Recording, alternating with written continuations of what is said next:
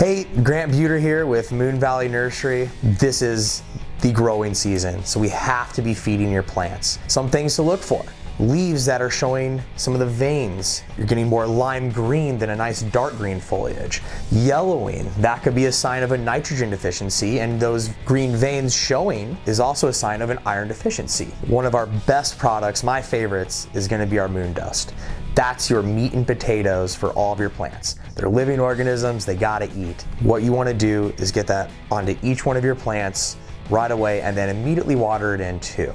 Okay, give it a nice good soak. That's gonna allow for your plants to soak up that nutrients and begin growing, pushing blooms out right away. Other products we carry too are moon juice. It's an essential vitamin to be getting onto your plants regularly. It's important to use that all the time, as often even as once a month, even once a week, to give them an extra added boost. Fertilizing is a must-have for your yard. You've got to make it essential. Make sure you come down to Moon Valley Nursery today and pick up what you need.